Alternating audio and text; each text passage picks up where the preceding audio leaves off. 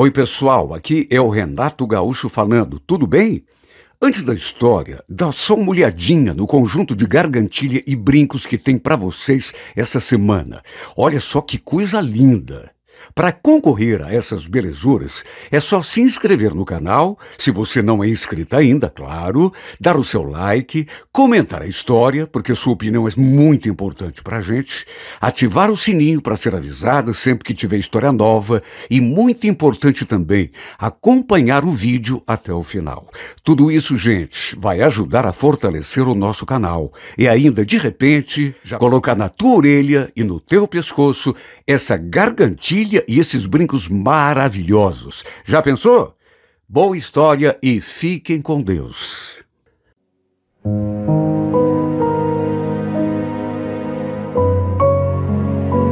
Renato Gaúcho apresenta A Força do Amor. Olha, fiquei surpreso demais com aquela revelação. Pela amizade que eu tinha com Jairo, eu não podia imaginar que ele tivesse escondido aquilo de mim, que era seu amigo, que sabia praticamente tudo da sua vida. Fiquei espantado quando ele me revelou que tinha um caso com uma mulher. Antes de tudo, me pediu ajuda. Cara, tô precisando de você. Não sei mais o que fazer, tô desesperado. Nossa, Jairo, o que houve? Ela terminou tudo comigo. Ela? Ué, ela quem? Eu nem sabia que ele estava namorando alguém. E é como eu já disse, pelo grau de amizade que a gente tinha, se ele estivesse com alguém, eu saberia. Meu Deus, amigos, todo dia se falando, jogando bola juntos. Se você de repente tá namorando alguém, tá com alguém, conheceu alguém, você fala. Coisa mais comum do mundo. Entre as mulheres é a mesma coisa. Só que eu nem de longe suspeitava que ele estivesse com alguém. E foi justamente isso o que eu lhe falei, em tom de cobrança, inclusive. Ele ficou olhando para mim de um jeito esquisito quando eu perguntei quem era a pessoa. Sabe quando a pessoa começa uma conversa e depois parece que meio se arrepende? É que ela me pediu para não contar para ninguém. Sabe como é mulher casada? Casada? Meu Deus, mas quem é a pessoa, meu irmão? Fala. É a Júlia. Foi num fio de voz que ele falou aquele nome. Júlia. Depois baixou os olhos, visivelmente constrangido. E nem era para menos. E nem era para menos. Devia estar envergonhado mesmo. Olha, minha cara foi no chão. Júlia. Quer dizer então que ele e a Júlia estavam tendo um caso? Olha, custei acreditar. Custei acreditar. Deus do céu. Ele só podia ter ficado louco. Completamente maluco. Porque a Júlia era a mulher do Carlos, um outro amigo nosso. Um cara gente boa demais. Eu fiquei espantado. Tanto que lhe dei a maior lição de moral. Meu Deus, cara, mas como é que se mete com a Júlia? O cara é teu amigo. Ele não podia ter feito aquilo. Se envolver com a mulher de um amigo. Ele naturalmente explicou, argumentou que não havia tido culpa, que a mulher começou a dar em cima, a provocar, até que no fim não teve jeito, acabou se apaixonando. Foi o que ele me falou. E pelo desespero dele, devia estar apaixonado mesmo. Mas incrível é que o caso dos dois já durava quase um ano. Ele mesmo me contou. Quase um ano. Quase um ano os dois se encontrando às escondidas. Olha, simplesmente não dava para acreditar. Na verdade, não sei se eu fiquei mais de cara com ele ou se com a Júlia. Bem dizem que não se deve julgar um livro pela capa. A Júlia sempre me pareceu uma mulher tão correta, sabe, tão honesta, tão leal, parecia amar o marido de verdade. Aí, de repente, eu descubro que mesmo tendo cara de santinha, ela andava enfeitando a cabeça do marido. E pior, com o Jairo, meu amigo, amigo do marido dela. Era muita safadeza. Olha, dei a maior dura nele, embora convenhamos, uma dura que não adiantava de nada, né? Naquela altura do campeonato. Olha, eu até entendo que quando o homem se apaixona, acaba ficando meio cego, fazendo coisas que, se estivesse no juízo perfeito, não faria. Só que, puxa vida, vamos convir, trair a confiança de um amigo chegado. E quando eu falo amigo, não é amigo conhecido, alguém que a gente encontra. Não! Amigo que a gente vê todo dia, joga bola junto. O Carlos vivia convidando a gente para churrasco lá na casa dele, sem contar que a gente jogava futebol todo sábado à tarde, ia junto para o bar. Olha, fiquei muito decepcionado, mas muito mesmo. No fim, o Jairo ainda queria que eu ajudasse, que eu fosse lá falar com a mulher. Fiquei de cara. Eu falar com a Júlia? Mas falar o quê, rapaz? Ah, sei lá, fala qualquer coisa. Fala para ela que eu estou sofrendo, pensando até em me matar. Mas, por favor, convence ela a não se afastar de mim. Eu estou gostando demais dessa mulher, cara. Você sempre foi muito mais amigo dela do que eu. Quebra essa para mim, vai. Você só pode ter ficado louco, Jairo. Não vou falar com ela coisa nenhuma. Eu, hein? Era só o que me faltava. O Carlos também é meu amigo, esqueceu? Aliás, vou até te pedir uma coisa. Me deixa fora disso. Pelo amor de Deus, me deixa fora disso. Não quero saber de rolo pro meu lado.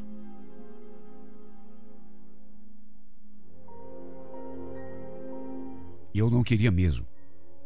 Deus me livre. Fiquei morrendo de pena do Carlos, me colocando no lugar dele. Cheguei até a evitá-lo durante algum tempo, com medo de não conseguir olhar no olho do cara.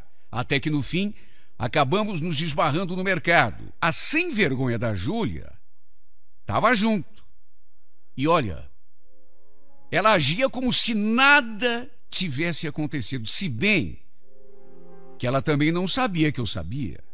Olha, incrível a cara de pau dessa mulher. Mesmo me sentindo incomodado, fui levando, tentando tirar aquela história da cabeça.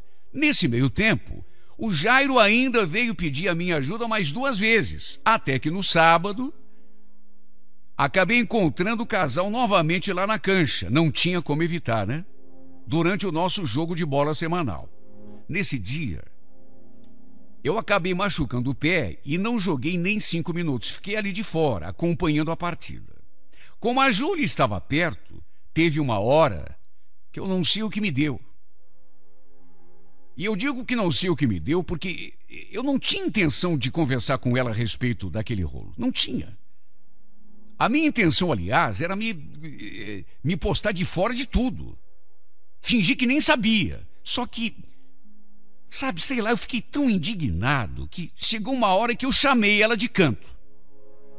Pessoal ali na cancha, jogando bola, e nós dois ali na lanchonete a poucos metros. Chamei e já fui na veia. Tô sabendo de tudo, viu, Júlia? Ela olhou para mim sem entender. Sabendo? Ué, sabendo do quê? Júlia, não se faça de boba. Comigo não adianta fingir. O Jairo me contou tudo. Quando eu falei aquilo, ela ficou branca. Engoliu em seco. Olhou na direção da cancha, o marido jogando, a poucos metros da gente. Depois olhou para mim de volta e se fez de sonsa. O Jairo? Mas o que o Jairo andou te falando? Júlia, vou repetir porque eu acho que você não me entendeu na primeira vez. Eu já estou sabendo de tudo, mulher. Não adianta fazer tipo.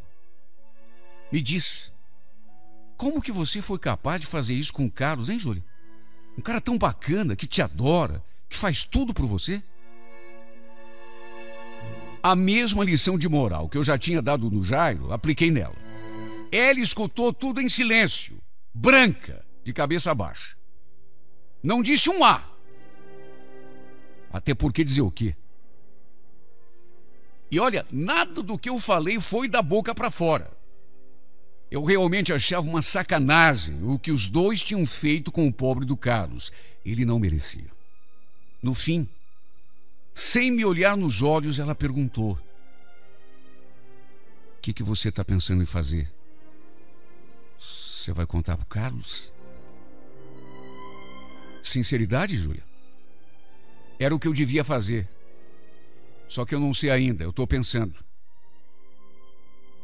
Pelo amor de Deus, não conta para ele. Olha, eu faço o que você quiser, só não conte nada para ele, por favor.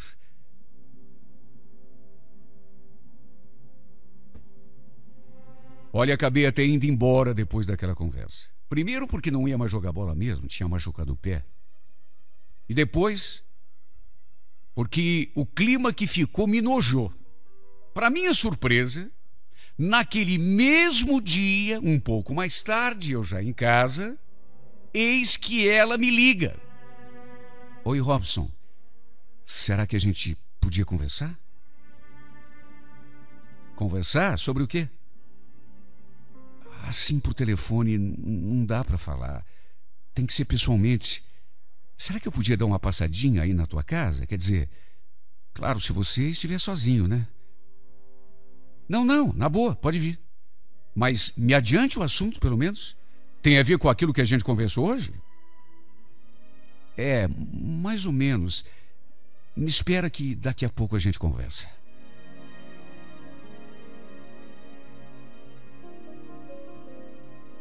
Olha, quanto mais tarde ficava, mais nervoso eu ia ficando também. A indignação tomava conta de mim. Quando a campainha tocou e eu abri a porta, eu até estranhei o modo como ela apareceu na minha casa. Banho tomado, cabelo ainda molhado, cheirando a shampoo, o rosto carregado de maquiagem, batom, lápis no olho, perfume, vestidinho. Olha, dava a impressão que dali, depois que tivéssemos aquela conversa, ela iria direto para alguma festa. Só podia. Produzida daquele jeito. Ela entrou, sentou numa ponta do sofá e, toda sem jeito, perguntou novamente se eu estava sozinho. E depois começou a falar. Eu só escutando. Tentou se justificar de todas as formas por ter se envolvido lá com o Jairo, como se me devesse alguma explicação. Na verdade, devia se explicar era para o marido, não para mim. No fim, voltou a pedir o que já tinha pedido lá na cancha. Robson, eu te peço mais uma vez, por favor, não conta nada para o Carlos. O que havia entre mim e o Jairo passou, não tem mais nada a ver. Para que ficar cutucando a ferida? Você não acha? Claro que eu não ia contar nada. Já estava decidido quanto a isso.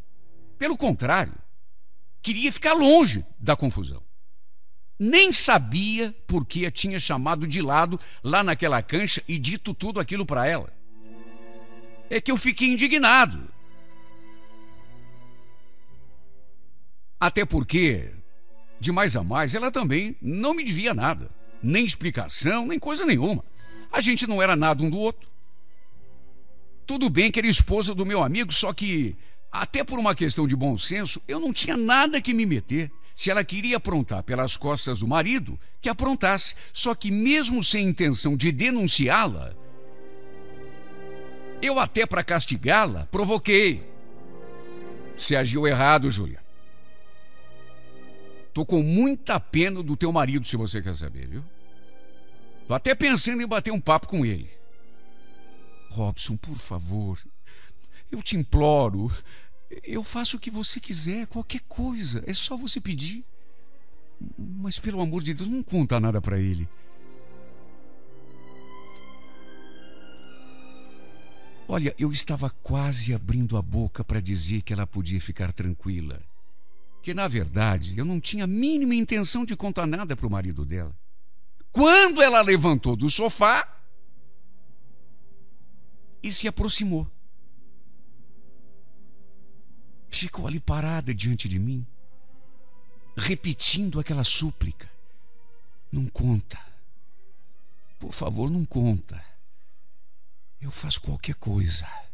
É só você pedir. De repente, para o meu espanto,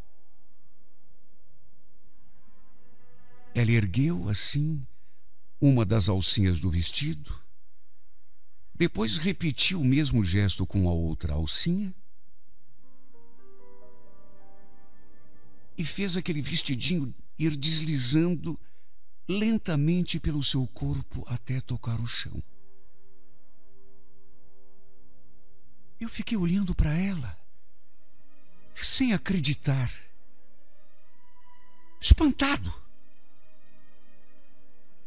Depois do vestido, ela desabotoou a parte de cima do conjunto e se livrou da lingerie. Ficou nuazinha na minha frente. Eu ali sentado na ponta daquele sofá, sem acreditar que aquilo estivesse mesmo acontecendo. Dava para entender porque ela tinha conseguido virar a cabeça do Jairo, a ponto de ele trair a confiança do amigo. A Júlia era realmente, e isso não dava para negar, um encanto de mulher. Um corpo simplesmente perfeito. Ela ali diante de mim, nua. E eu embasbacado, sem saber o que dizer, o que fazer. Foi quando ela me pegou pela mão e me fez levantar. E com ares de mulher fatal, quase colando sua boca na minha, sussurrou: não era isso que você queria? Então, aproveita. Sou toda tua. Olha, uma coisa eu digo.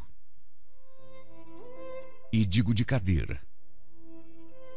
Digo porque não foi alguém que me contou. Digo porque eu vivi a situação. Só um santo conseguiria resistir àquela tentação. Até porque não tinha ninguém por perto. Ninguém ficaria sabendo. E eu acho que é por isso que até hoje eu acho que foi a intervenção divina que me guiou. Naquelas alturas, aliás, já estávamos até nos beijando. Nossos corpos já estavam colados.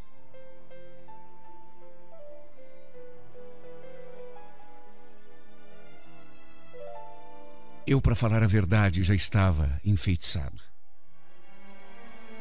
Eu parecia sob o efeito de alguma droga. Nossos corpos, um colado no outro. Ela me beijando e me conduzindo já para o meu quarto. Mas antes que o fato se consumasse, eu parece que despertei. Por isso, o que eu repito até hoje foi intervenção divina. Só pode ter sido. Não nego que senti vontade. Uma vontade quase irresistível de arrastá-la lá para minha cama e saciar aquele desejo que de repente tomou conta de mim. Eu quase fraquejei. Quase. Até que de repente a imagem do Carlos se materializou na minha mente e no exato momento em que ela tentou tirar a minha camisa, eu a empurrei para longe, quase a derrubei no chão, como que movido por uma mola. Ela não entendeu nada. O que houve? Pensei que você também quisesse. Até hoje não sei como tive forças para me recompor. Sai daqui, Júlia. Pelo amor de Deus, vai embora. Veste a tua roupa e vai embora daqui, pelo amor de Deus.